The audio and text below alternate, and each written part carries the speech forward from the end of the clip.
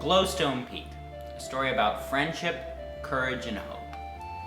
Written by David Dye, Karen Hurt, and Sebastian Hurt, and illustrated by Dawn Dottie Davidson.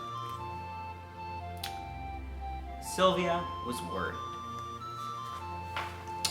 Deep in the Brightwood forest, where she spent her mornings painting, planning, and playing with the finches, something was different.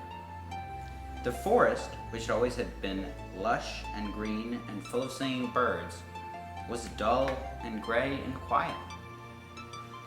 The other Nguyen, who loved to muse and to think, had noticed the changes too. They called a meeting of all the forest creatures.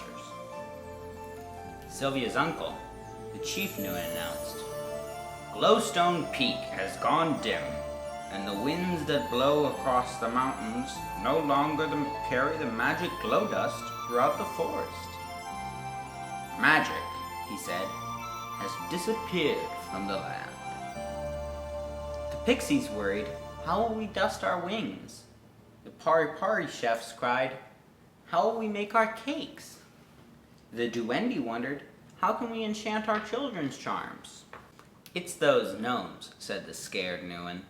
"They probably ruined Glowstone using the dust for their fancy apps and social networks. They think they're smarter than everyone and don't care about anyone else." Another Nguyen grumbled, "I think it's the no-bucks up in the mountains. Everyone says they're cruel and hateful. They probably burned up all the dust with their fire." That didn't make sense to Sylvia. Doesn't everyone need the glow dust? Why would they ruin Glowstone Peak? "You can't understand them. They're only worried about themselves," the grumbly Nguyen answered. "Gnomes are tricky and no-bucks are trouble." Just then, a gnome arrived at the end of the forest. The scared Nguyen said, "You can't trust a gnome. We shouldn't talk with him." The other Nguyen nodded in agreement. Too risky. "Wait," said Sylvia. "What if he knows something that can help?" But the Nguyen went back to their meeting and refused to talk with the gnome. Sylvia said to her friends, "He must know something if he came all this way." And together they went to meet the gnome. He said, "We saw a giant dragon land on top of Glowstone Peak. It took the glowstone and flew it off into the mountains." Sylvia said, "How do we know you gnomes didn't break the glowstone with all your apps and social networks?" "Of course not. Why would we do that?" the gnome replied. "We need the glow dust to do our work." He glared at her. "You Nguyen waste too much time thinking. You're wrong, but you're always thinking that you're better than everyone else." Sylvia thought that sounded very much like what the scared Nguyen had said about the gnomes. She thought for a moment and said, "We should go to the mountains and find the glowstone. Maybe the no-bucks know where it is." Her friends gasped, and the gnome frowned. "You aren't going to talk to them, are you? Everyone says how mean and horrible they are. They'll burn you up." "I don't know," said Sylvia. "Everyone says the gnomes don't care about anyone. But you cared enough to tell us what happened. Maybe we don't know the no-bucks as well as we think." "Maybe," they said, "but what if you're wrong?" They left, and Sylvia was all alone. She walked through the Brightwood thinking.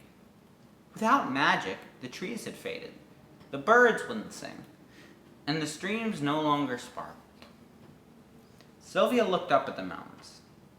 The answer is up there somewhere. She could stay here and live without magic, or go to the mountains alone, and to meet the fearsome no-bucks. Either choice was risky. Sylvia took a deep breath. "Nothing gets better if I stay here," she thought. So she started walking. Finally, she arrived at the edge of the no-buck village. From behind a boulder, she watched two no-bucks play a game of catch with a rock the size of her head. "They are so strong," she whispered. When they were done playing, the Nobucks broke the rock in 2 pieces and ate it. Strong and scary, she thought. Sylvia slipped out from behind the boulder and called, "Hello, have you seen a dragon?"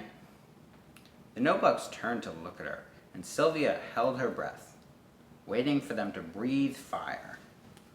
The large Nobuck took a deep breath and... "Mom!" it yelled. "There's someone here."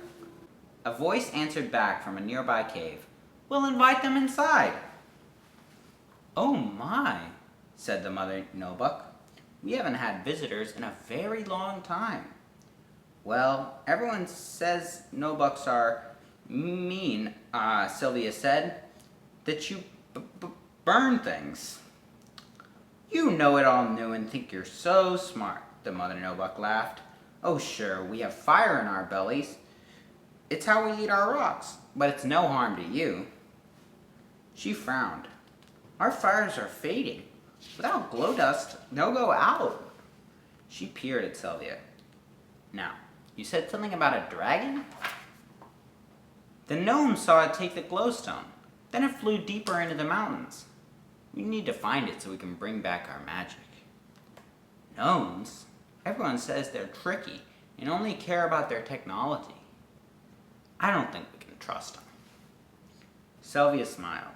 "Well, everyone says Nobucks are cruel and breathe fire. But you don't." The mother Nobuck looked from Sylvia to her children. "Okay, I don't trust gnomes, but we'll take you into the mountains as far as the valleys. After that, you're on your own." They traveled until they came to a mountain valley. In the center of the valley was a giant maze made from the tallest pine trees. The younger Nobuck child pointed to the maze. "I saw the dragon take the glowstone in there." Sylvia said, "I've got to go in and get it." She shivered. "But that maze is so big. I'll get lost. Maybe it's too risky." "What you need," the mother Nobuck said, "is a map." It was just then that a voice came from behind a tree. "I've got a map." It was the gnome who had told Sylvia about the dragon. "What are you doing here?" Sylvia asked. "You said it was too risky." The gnome looked embarrassed. "I did leave, but then I came back to tell you that if you were brave enough, I could be brave too." The mother Nobuck folded her arms. "Brave?" The gnome said, "Well, we thought Nobucks were mean and breathed fire." "And we thought gnomes were selfish and tricky," the mother Nobuck said. "Perhaps I was mistaken." Sylvia frowned. "I thought the same things too." She looked at the dark maze. "I'm glad I was wrong." The mother Nobuck smiled. "Let's go together. What are we waiting for?" They crept into the maze. The Nobuck's eyes glowed orange to light the way, and the gnome called out directions from his map. Together they twisted, tripped, and turned until at last they reached the end of the maze and found nothing. The trees were flattened. It smelled damp and smoky like dragon, but there was no dragon. Sylvia slumped down on a log. "What do we do now? If we can't get the glowstone back, we'll lose magic forever, and the brightwood will never be green. And we can't build our apps," said the gnome. And our fires will go out," said the mother Nobuck. Sylvia said, "We can't let that happen." "But how can we bring back magic without the glowstone?" the mother Nobuck asked. The gnome said, "We might know how to make another one." "Another one?" Sylvia said, standing up. "How?" "We've been researching," said the gnome. "All of our people would have to work together. We just never thought that was possible." Then Mother Nobuck said, "That won't be easy. How can we get the gnomes and the new one and the Nobucks to trust one another?" "I have an idea," Sylvia said.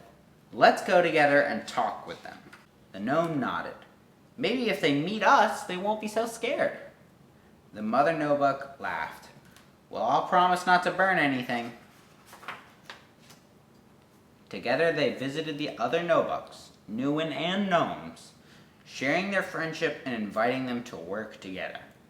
Everyone added their own special magic until at last a new glowstone filled the land with magic. The end.